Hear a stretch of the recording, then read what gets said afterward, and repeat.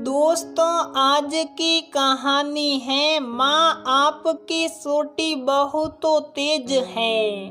दोस्तों, कहानी शुरू करने से पहले अगर आपने हमारे चैनल को सब्सक्राइब नहीं किया है तो सब्सक्राइब कर लीजिए ताकि आपके पास पहुँचे हर नया वीडियो।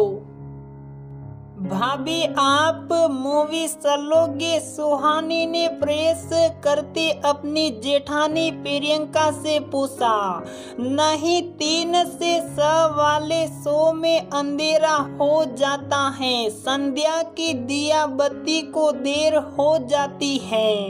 प्रियंका ने घबराकर जवाब दिया। भाभी, सुबह और दोपहर के शो में नाश्ते और दिन के खाने का चक्कर ही रहेगा। लेट नाइट सो हम बहुए हैं तो वैसे ही अलाउ नहीं होगा। इसका मतलब हम कभी मूवी नहीं जा सकते। सुहानी हैरानी से, नई नई बहू बनकर आई हो ना तो ससुराल के नियम समझने में समय लगेगा।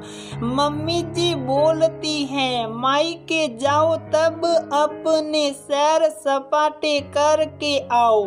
ससुराल में रहना है तो घर गृहस्थी ही सर्वोपरि होनी चाहिए। मायके भी जाना हो तो एक समय में एक ही बहू जाएगी, एक आएगी तब दूसरी जाएगी। घर में काम नहीं रुकना चाहिए, प्रियंका ने सख्त होते हुए बताया। अब ये क्या ड्रामा है? हमारे घर में आने से पहले इस घर का काम कैसे चल रहा था? भाभी, मेरी मम्मी के घर जब मेड छुट्टी लेती हैं तब वो अपनी जगह दूसरी मेड लगाकर जाती हैं, क्योंकि मेरी मम्मी नौकरी करती हैं सो बिना हेल्पर उनका काम अटक जाता है। यहाँ सासू माँ तो बहुओं को ही मेड बना दिया। सुहानी सिड़ कर बोली। धीरे बोलो, कोई सुन लेगा।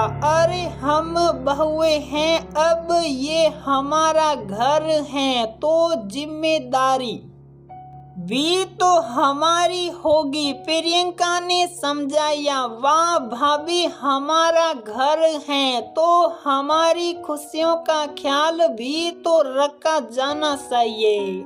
सैर सपाटे के लिए मायके जाओ, ये ठीक है। अच्छा, एक बात बताओ, रोहिणी दीदी ननद जब यहाँ आती हैं तो उनको घुमाने के लिए तो सासू माँ हम भाभियों को इजाजत देगी। सुहानी ने फिर एक नया सवाल किया। रोहिणी जॉब करती है, उसकी बात अलग है।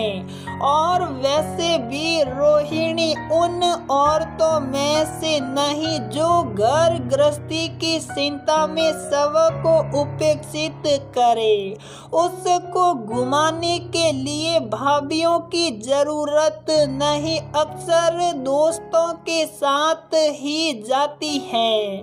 प्रियंका मुस्कुराकर, रोहिणी के घर का माहौल अलग है। वहाँ सब ने रोहिणी की जॉब के हिसाब से सामंजस्य बिठा लिया है। हमारे ससुराल में अलग माहौल है।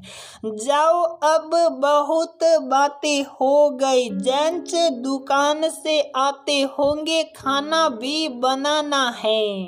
प्रियंका सबके कपड़े प्रेस करके उठ गई। सुहानी के दिमाग में खुरापात शुरू हो चुकी थी। हमारे ससुराल के माहौल को हम अपनी किस्मत समझकर मन मारते हुए कैसे जी सकते हैं। आखिर अब ससुराल हमारा घर भी है।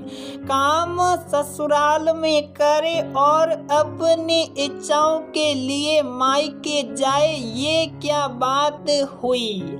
एक दिन रोहिणी लंच ब्रेक में मायके आई। उसने अपने ऑफिस के कुछ दोस्तों के साथ मूवी का प्लान बना लिया। दो दोस्तों के प्रोग्राम कैंसिल होने पर उसके टिकट वेस्ट जा रहे थे। सुहानी ने मौके का फायदा उठाते हुए बोल दिया, रोहिणी दीदी, मैं और प्रियंका भाभी आपके साथ मूवी चल लेते हैं। आपके टिकट भी वेस्ट नहीं होंगे।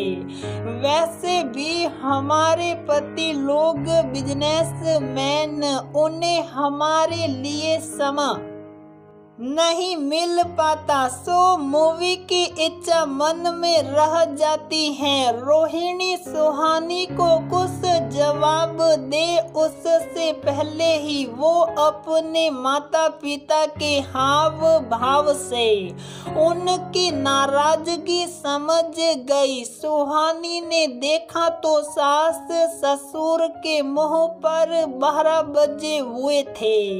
प्रियंका तो सुहानी की बात सुन पसीना पसीना हो गई। क्यों, बहू बड़ों से पूछना भी जरूरी नहीं। ससुर तंज सा कसते हुए अंदर चले गए। इससे ज्यादा कुछ बोल भी नहीं पाए, क्योंकि अंदर से जानते थे कि खुद की रोहिणी सास से बिना पूछे ही घूमती फिरती है। तुम दोनों साथ चली जाओगी तो शाम की दिया बत्ती कौन करेगा, सास ने गुस्से से पूछा। रोहिणी दीदी, आपके मायके में संध्या की आरती कौन करता है। सुहानी तपाक से बोली, ननद से पूछी। मेरी सास कर लेती है। रोहिणी अपनी माँ की तरफ देखकर बोल रही। सासू माँ का गुस्सा 7वें आसमान पर था। उनके कुछ बोलने से पहले ही बात तो सही भी है। मम्मी जी, बहुएं घर की लक्ष्मी होती हैं, लेकिन उनके आने से क्या सास लक्ष्मी नहीं रहती। वो तो घर की पहली लक्ष्मी है। अगर उन्होंने दिया बत्ती किया तो कोई बुराई तो नहीं। सुहानी की बात का सास के पास कोई जवाब नहीं था। तो हम तैयार हो जाए मम्मी जी। सुहानी ने झट से पूछा। सास को अनमने मन से हाँ करनी पड़ी। सुहानी ने प्रियंका का हाथ खींचा और ऊपर अपने कमरे की तरफ बढ़ गई। वाह देवरानी जी, आपने तो तेज बहाव की नदी का रुख ही बदल दिया। प्रियंका ने खुशी व्यक्त करते हुए कहा, देखो भाभी, जब ससुराल के सारे काम, सारी जिम्मेदारियां हमारी हैं, उसी तरह से हमारी खुशियों का भी ख्याल हमें ही रखना है। दिन का खाना सबको खिला दिया, रात के खाने से पहले घर पहुंच जाएंगे। ये 20 का समय हमारे आराम का समय था, उसे हम आज निर्मल आनंद में खर्च करेंगे। सुहानी ने रेखा के स्टाइल में कहा। दोनों देवरानी जेठानी अच्छे से तैयार होकर जब सीढ़ियां एक साथ उतर रही तभी रोहिणी ने माता पिता को धीरे से समझाया। बड़ी बहू को जैसे सहा आपने सलाया, पर आपकी छोटी बहू बड़ी तेज है। सो अब समय के अनुसार खुद को बदलो। अब बहुओं को नौकरानी की तरह नहीं, बेटी की तरह समझने का समय आ गया है। अपने नियमों में थोड़ी ढील दो, इनको थोड़ी आजादी दो, नहीं तो घर को बिखरने में देर नहीं लगेगी। रोहिणी की बात सुनने में कड़वी थी, पर माता पिता का समझ आने लगी। दोस्तों, घर में बड़ों का अनुशासन जरूरी है, लेकिन ध्यान रहे ये अनुशासन इतना सख्त न हो कि घर कैद खाना लगने लगे।